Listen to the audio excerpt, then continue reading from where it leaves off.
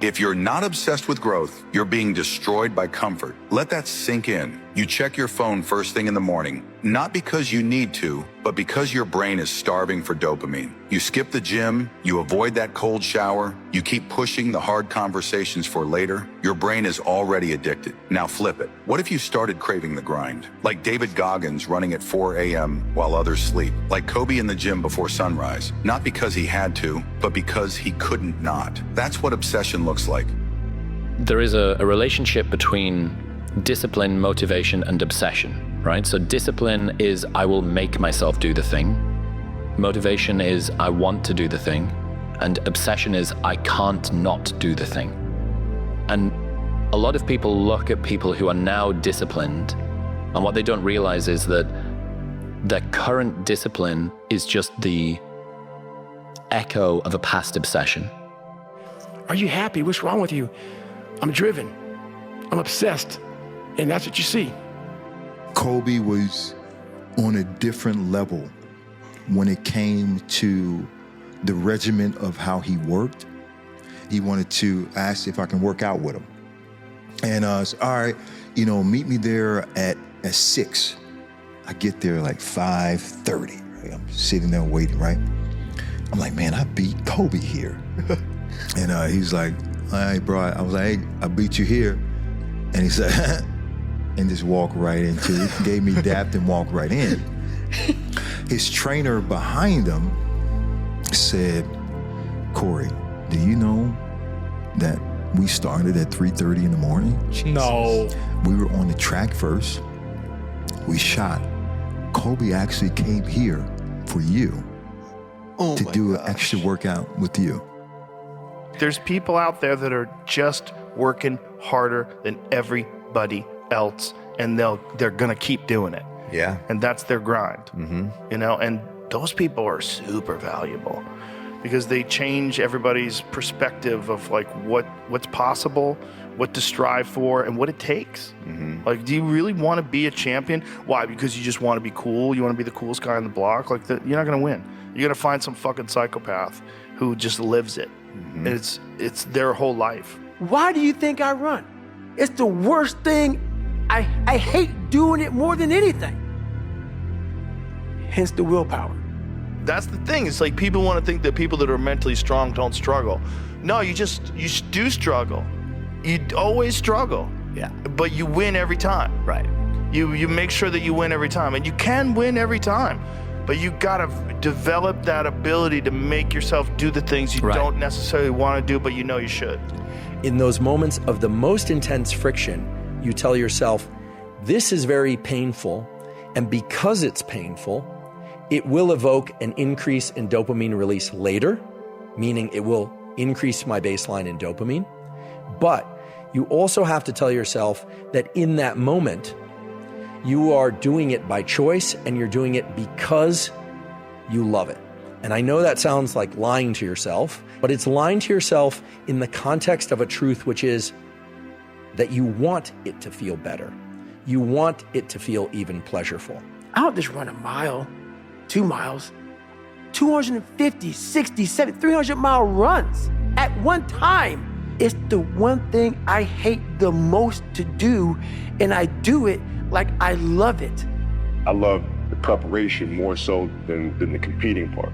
I prepared so much. I knew what was going to happen. You go out the court, I already know what's going to happen. But I love the grind. I love the feeling of my body changing. I love the feeling of starting out on the track and being gassed. And by the time I'm season's rolling around, I can run all day. Right? I love that process. I absolutely love it. And a lot of my competitors didn't, and they try to cut corners.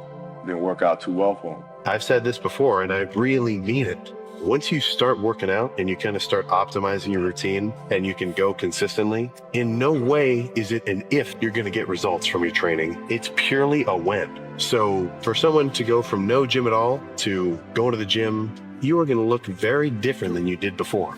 And in my experience, if 3 months pass and they see themselves walking around in the mirror and they realize like, oh, I actually look kind of big in this shirt.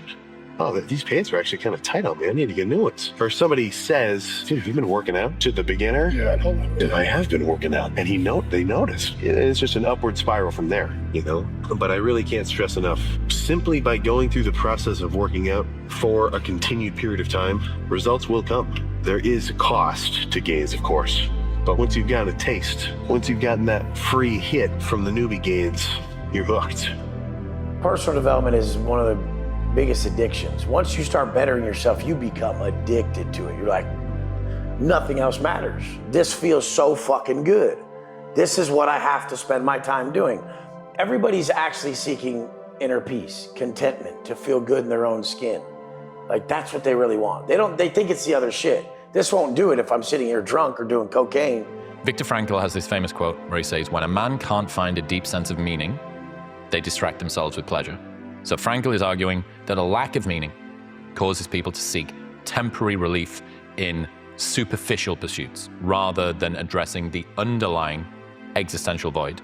And perhaps for many, maybe even most people, this is a big issue. Find something difficult to do. You need that. You're not built for comfort or pleasure. Like, if that comes along, good. You know, if you have a day where you're comfortable and there's some things around you that give pleasure, have some sense and enjoy it. But don't be thinking that's what your life is aimed at. Hard work is hard. Generally, most people don't like working hard. Some people do, but most people work hard in order to achieve some end goal. End goals are terrific and rewards are terrific. However, because of the way that dopamine relates to our perception of time, working hard at something for sake of a reward that comes afterward can make the hard work much more challenging. Because it all arrives at the end, over time, we have the experience of less and less pleasure from that particular activity while we're doing it. Now, this is the antithesis of growth mindset. A true hunter's goal is not the prize. A true hunter's goal is to hunt. That's what they live for. They live to hunt. They don't just live to catch it. It's the whole process. And your problem is you just want the check. Yeah, you're not a true hunter. You just want the sale. You don't get excited about the process. But a true hunter gets excited about every single part of the process. Which is this striving to be better, to be in this mindset of I'm not there yet, but striving itself is the end goal. And that, of course, delivers you to tremendous performance. It's been observed over and over and over again that people that have growth mindset, kids that have growth mindset, end up performing very well because they're focused on the effort itself. And all of us can cultivate growth mindset. The neural mechanism of cultivating growth mindset involves learning to access the rewards from effort and doing. You have to tell yourself, okay, this effort is great. This effort is pleasurable. Even though you might actually be in a state of physical pain from the exercise, or what you find over time is that you can start to associate a dopamine release. You can evoke dopamine release from the friction and the challenge that you happen to be in. And even if you're not where you want to be in life and you're grinding and you're on that hustle. And there's a lot of people like that, right? Yeah, I get it. Keep grinding, but also appreciate it. Appreciate that hustle. Appreciate this thing. Appreciate this fucking beautiful, chaotic, unknown existence you're in. The thing we call life. Yeah, that you don't know what the fuck is gonna happen. It's open-ended. It's wide. Man. It's a complete open loop experience. You don't know what the fuck is coming next, and you're just trying to enjoy the ride. You have no fucking idea. No idea. And I made a promise to myself from that day that I was going to work that hard every single day so that when I do retire, I have no regrets. And that was the most important thing for me, is to leave no stone unturned, get better every single day. And if I lived that way, then over time, I'd have something that was beautiful. But that was my philosophy. It seems like a pretty simple one, but if you live your life to just get better every single day, and do that for 20 years, what do you have?